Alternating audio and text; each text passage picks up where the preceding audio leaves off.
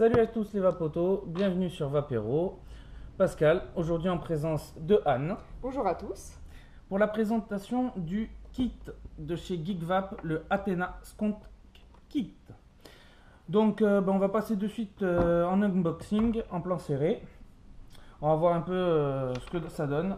Donc vous avez un petit carton donc, avec une boîte à l'intérieur. Donc le carton avec le nom de la Athena, le petit logo en présence sur la box ainsi que sur le dripper. C'est pas grave, j'ai bugué, on s'en fout. Un petit scratch code derrière avec toutes les mentions légales de chez GeekVap, etc. Le blabla qu'on comprend jamais rien. Le Made in China pour dire qu'elle est fabriquée en Chine. Donc la box avec un petit logo sympathique brillant sur le dessus, le GeekVap sur le côté et sur les deux côtés. Donc derrière il n'y a rien. Deux petits autocollants de garantie. Hop, on va déballer la bête. Voilà, pour ma part elle sera couleur gunmetal. Donc vous la recevez directement comme ça, montée. À la base, il n'y a pas la petite bottle, mais bon, moi je l'ai utilisé toute la semaine, il restait du liquide, du coup, je ne l'ai pas enlevé pour éviter d'en foutre partout. On retrouvera à l'intérieur un petit manuel d'explication complet avec une partie en français, ce qui est plutôt pas mal et rare. D'habitude, c'est tout le temps en anglais, donc je tiens à préciser. Une deuxième bouteille de rechange qui celle-là est en plastique dur. Voilà. L'autre que j'ai sur la box directement est en silicone. Je vous la présenterai après. Une petite pochette de spare avec un kit de visserie, un T avec un cruciforme et deux tournevis plats, un réducteur de chambre drip tip pour drip tip 510, un drip tip 510, ainsi qu'un pin, il est là. Hop, je sais pas si on le voit bien. Voilà, un pin 510 pour ceux qui voudraient utiliser le dripper sur une box non BF pour éviter que ça dégueule. Également présente dans la boîte, vous avez une petite carte de chez GeekVap pour montrer les différents coloris de la box en BF. Donc vous avez du gris, du gunmetal, du noir et du bleu. Et derrière, c'est le dripper des mêmes couleurs. Donc, hop, on va mettre tout ça sur le côté. On va passer directement à la box. Donc, hop, deux petits capots avec les petites ailettes sur le côté pour pouvoir, en dessous, pour pouvoir les clipser et les déclipser facilement. Donc, avec 4 aimants sur la porte avant, donc un petit qui est ici et les 3 qui vont venir se coller au niveau de la queue. Et une porte derrière avec le gros avantage pour moi de cette petite box. Hop. C'est ce petit trou qui vous permettra en fait d'enlever la queue extrêmement facilement, puisque elle étant assez petite. Vas-y, je t'en prie, prends une barre. Étant assez petite, donc la queue prend beaucoup de place, donc vous voyez que vous n'avez pas trop la place pour les doigts. Hop, facile, vous enlevez le deuxième capot, vous poussez et la queue sort tout seul. Donc une petite bottle également comme celle-là, même contenance 6,5 ml, mais celle-là en silicone. Donc on va pas se conquer parce qu'il n'y a rien en haut, je vais faire le montage en direct. Mais elle est assez souple, je vous y montrerai après. Donc pour la Athena, tu peux me donner les dimensions s'il te plaît en hauteur, donc 75 mm. 73 il me semble. Écrit mieux que ça. Voilà. En largeur, on est à 46 mm. et en profondeur. 25 mm. D'accord. Ok, donc elle est faite en acier et alu. Avec un pin 510 BF en acier. Hop. Voilà. Joliment stylisé sur ressort. Voilà. Donc maintenant on va parler un petit peu du dripper monté avec. Donc c'est également un dripper Athena qui va directement avec la box avec le joli logo sur le dessus qui n'est pas gravé. On ne le sentira pas en passant sous le doigt. Par contre on verra bien le Athena écrit sur la bague au-dessus, qui lui par contre est gravé. On sentira sous le doigt. Voilà, hop.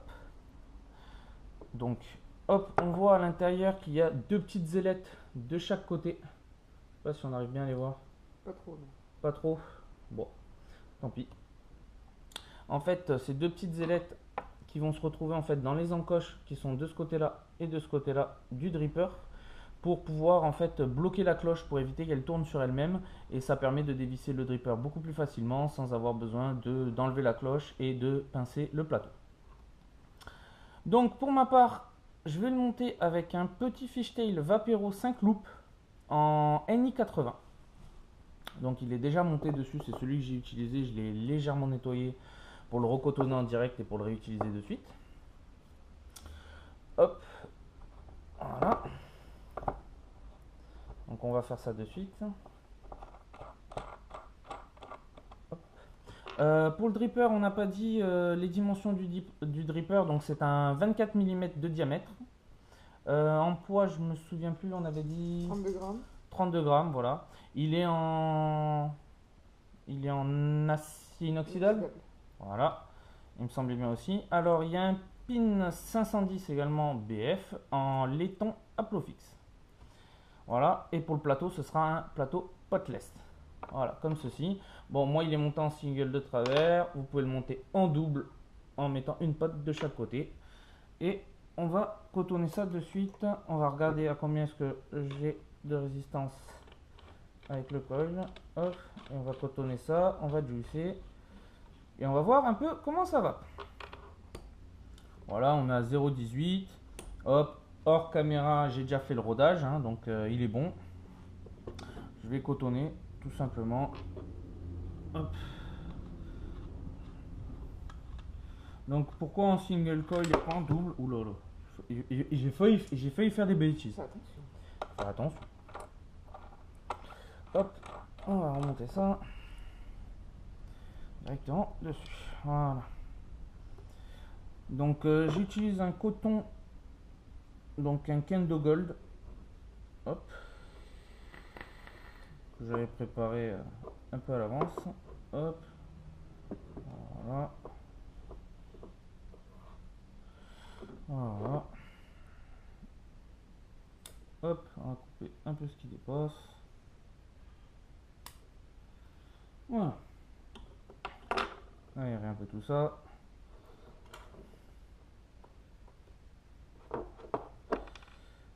Hop. Voilà.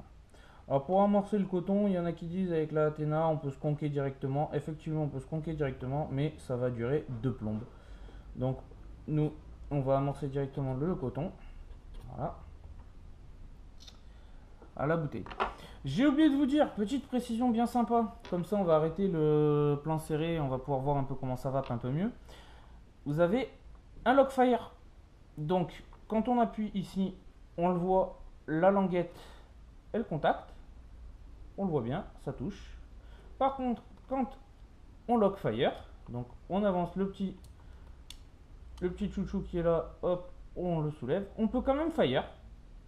Le bouton bouge quand même, mais on voit que la lamelle ne touche plus. Donc il n'y a plus de contact. Voilà. Donc, hop, on va ajuster ça. Tranquillou, tranquillou. Donc pour ma part, là, ce sera un full moon yellow. Voilà. Pour la couleur, comme ça, hop, on voit bien à l'amorçage s'il en manque.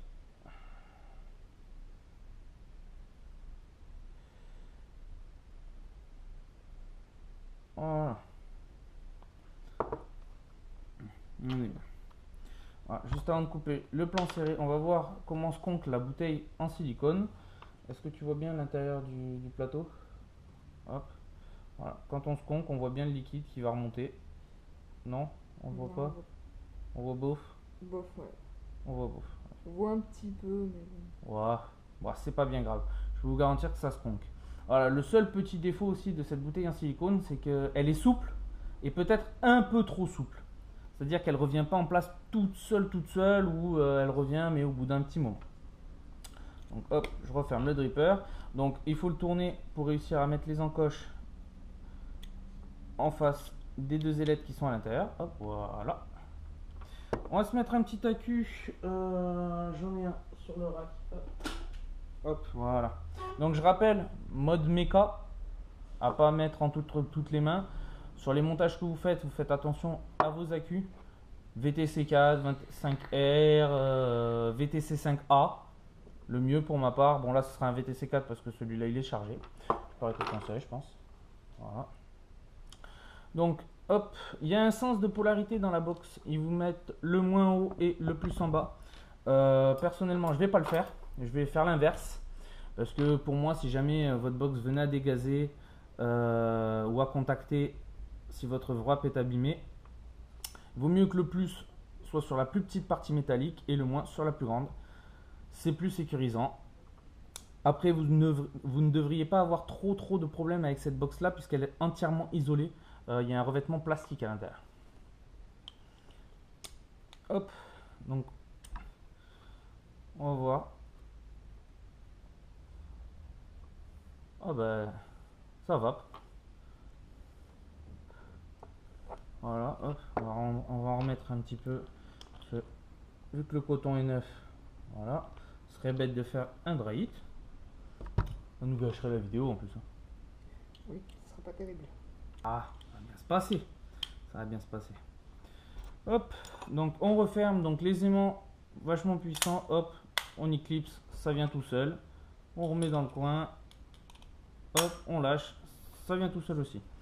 Donc au toucher, les portes bougent légèrement. Mais alors quand on force dessus avec le doigt. Sinon ça bouge pas en fait. Hein. Sinon ça bouge pas. Donc on va tester ça de suite.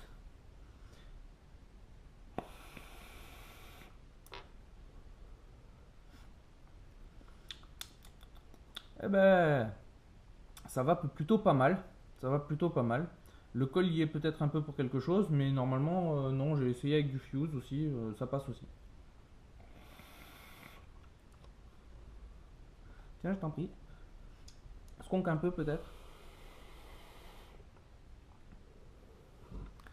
On a vraiment un très bon rendu avec celui-là. Ouais.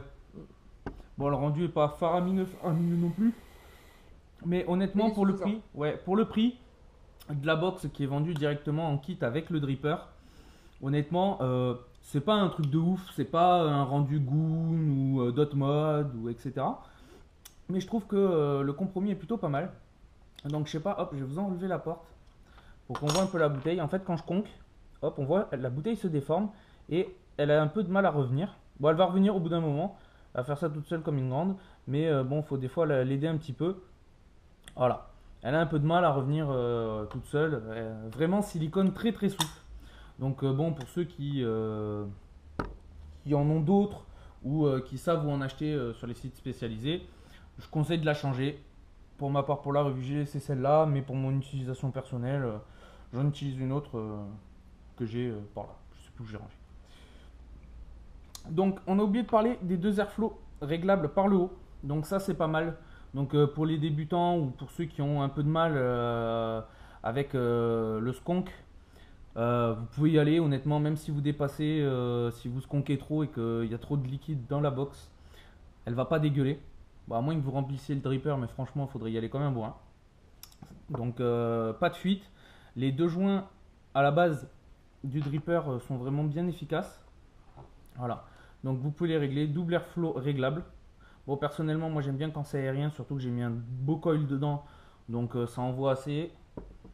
Je préfère les laisser ouverts. Voilà.